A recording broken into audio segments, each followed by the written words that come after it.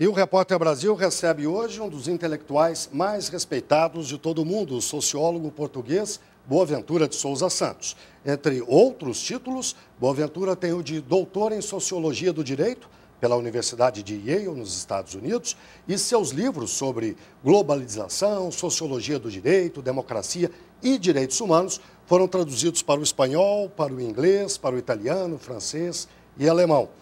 Boaventura está no Brasil, ou veio a Brasília, para receber o título de doutor honoris causa da Universidade de Brasília. Boa noite, professor. Boa noite. O senhor acaba de ver a notícia que nós demos sobre as demissões no Banco Suíço, 10 mil trabalhadores de uma só vez. E essas demissões não se limitam à Suíça. França, Espanha, Itália, Grécia, Portugal, o seu país, todos eles demitem milhares e milhares de trabalhadores, a taxa de desemprego é altíssima, direitos históricos estão sendo bombardeados. Essa crise na Europa parece não ter fim. Onde é que os governos de lá estão errando?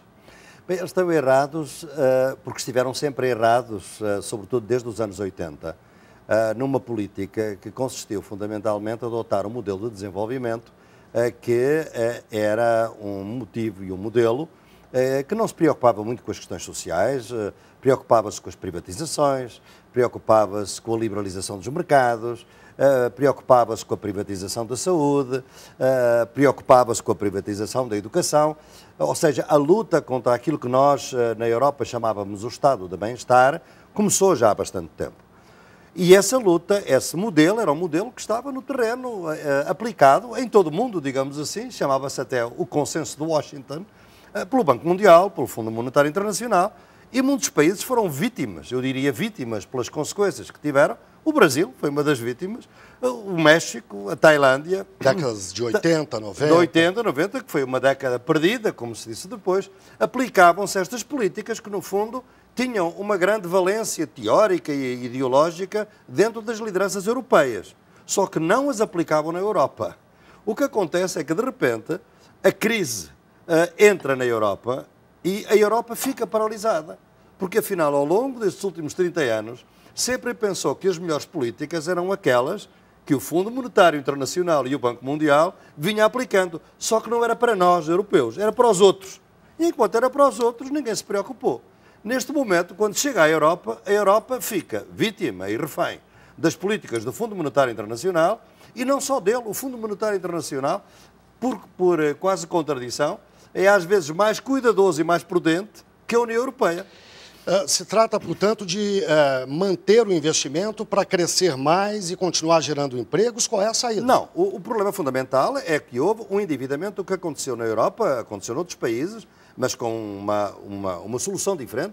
Podemos falar qual foi a solução latino-americana, que se nota hoje qual foi a desobediência. Fundamentalmente o que foi o seguinte: a partir dos anos 80 há uma grande hostilidade à tributação, aos impostos. Portanto, os Estados não devem tributar muito. E, sobretudo, uma ideia que era fundamental na Europa é o que nós chamamos os impostos progressivos. Isto é, os ricos pagam mais, proporcionalmente, que os pobres. Faz todo o sentido. Foi assim que se criou o Estado de Bem-Estar, com taxas altíssimas de tributação para os grandes rendimentos. Começou a fazer-se uma crise nesses impostos. Bem, mas o Estado continuava a ter Serviço Nacional de Saúde, educação pública, saúde pública, sistema de pensões. Onde é que vai buscar o dinheiro? Endivida-se. E os Estados começaram-se a endividar.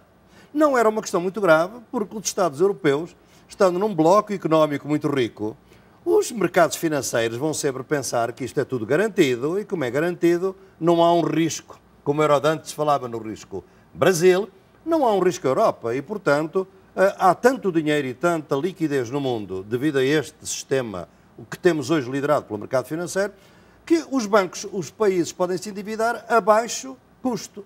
E, portanto, com poucas taxas de juros, só que isso explodiu com a crise de 2008 nos Estados Unidos, e então vem a explosão da chamada dívida soberana, que de soberana tem muito pouco. E como superar isso? Bem, como superar isto?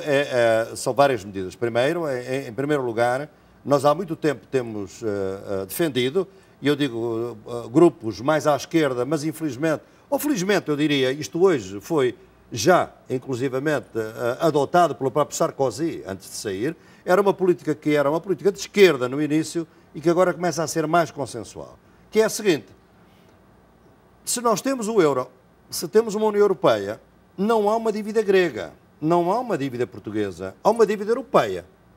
Se há uma dívida europeia, a Europa é um bloco económico suficientemente forte para não estar sujeito à especulação dos mercados. Logo, se mutualizarmos a dívida, isto é, se o Banco Central Europeu puder emitir, digamos, títulos de obrigações da dívida europeia, ela será um juro mais baixo. A um juro mais baixo, os Estados todos europeus.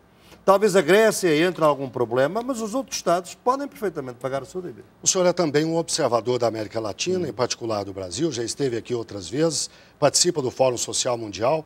Enfim, o caminho do Brasil é um caminho diferente desse da Europa. Sem dúvida. O senhor diria que é um bom caminho? Os países latino-americanos, em geral, seguiram caminhos diferentes a partir da década de 2000, depois da tal década perdida, com soluções muito diferentes, do Hugo Chávez à Argentina, da Argentina ao Equador, à Bolívia.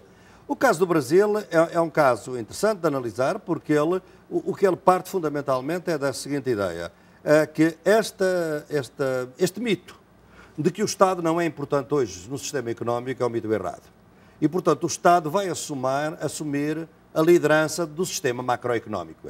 Os indicadores macroeconómicos, a regulação da própria moeda, a vigiar como é que o investimento direto entra no país e a que custo é que entra no país e quais são as medidas que o Estado deve tomar a nível geral, e o Estado assume essa função.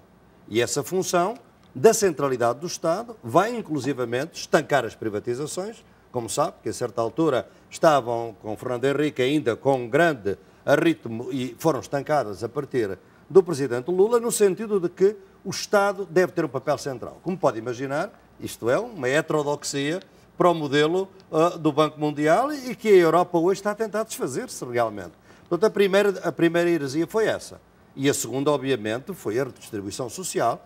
Nos últimos anos, a classe média brasileira aumentou de 38% para 53%, que é uma coisa notável. Professor, muitíssimo obrigado pela entrevista. Uma boa noite para o senhor. Muito obrigado.